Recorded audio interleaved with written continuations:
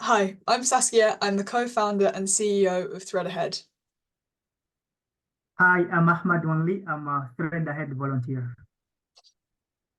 I want to start by talking to you all about the two problems which Thread Ahead was created in response to. The first of these problems relates to the UK immigration system. Figures from 8 months ago show over 175,000 people waiting for an initial decision on their asylum claim. Almost 3/4 of those people were waiting for over 6 months. During that time, asylum seekers are banned from working and are forced to live on less than £7 per day. Many arrive without sufficient or suitable clothing and sadly are often treated without dignity or humanity by the British authorities. The second problem which Thread Ahead seeks to address is the climate harm caused by the fashion industry globally. The fashion industry is the third largest manufacturing sector in the world, and the textile industry alone consumes more energy than both air and maritime transportation combined. Thread Ahead is particularly focused on post-production waste. As you may have seen in a recent Guardian investigation, up to 40% of clothing remains unsold after being produced, often ending up in landfill or incineration. Meanwhile, brands are under increasing pressure from consumers.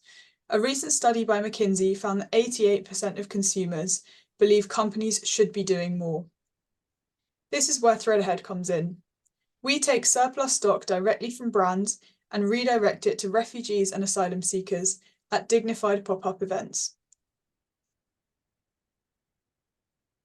I first came to Thread Ahead as a visitor. In fact, the shirt I'm wearing today actually came from Thread Ahead pop-up.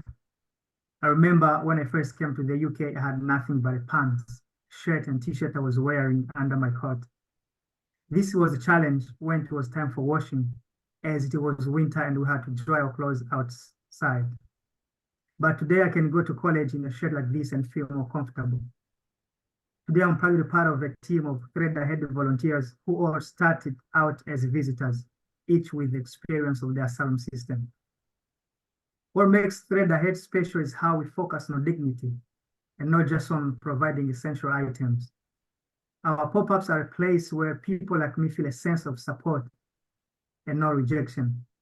However difficult it is for us, knowing that there are still people out there thinking about us and willing to help in any way they can always brings a smile to our faces, and we are thankful for that and for all of you who have such heart. Thread Ahead events are held in high-end fashion showrooms lent to us by brand partners, and they are carefully set up to feel more like ordinary shops than clothing banks. Visitors can browse and try items on freely. With the mirror in front of you, you make sure that you are choosing items that you like and feel comfortable with, not just through someone else's eyes. Visitors live with items they feel proud to wear, items which represent who they are. Our model allows us to reach large numbers of people and redirect large quantities of clothing away from landfill or incineration, all while keeping overheads to a minimum. Last year, Thread Ahead worked with 15 brand partners, including Edwin, who we were lucky enough to have someone at the fundraiser today from, All Saints, Lucy and Yak, and more. Throughout the year, we supported over 700 refugees and asylum seekers and saved over 2,000 items from landfill or incineration. There are lots of different methods for quantifying CO2 emissions prevented from entering the atmosphere in this manner, but here we've shared the mean of a range of calculations. We estimate that during our first full year in operation, we prevented over 10,000 kilos of CO2 emissions from entering the atmosphere. Bringing it back to a more personal level, I wanted to share a case study with you. Last year, we were contacted by a youth worker from the Refugee Council called Chiara.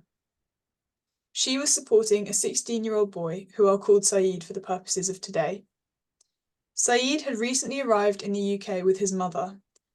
They were both living in a home office hotel with very little clothing and no means to access new items. Saeed desperately wanted to attend his school prom, but wasn't able to do so because he didn't own a suit. Thread Ahead was able to provide Saeed with a brand new suit, and he was able to go to prom with confidence, knowing he looked the part. Saeed didn't want to be photographed, so the picture you're seeing here is of a different young person at a recent Thread Ahead pop-up event, wearing a suit which we also provided. Saeed's story is important because it shows where the charity sector often fails.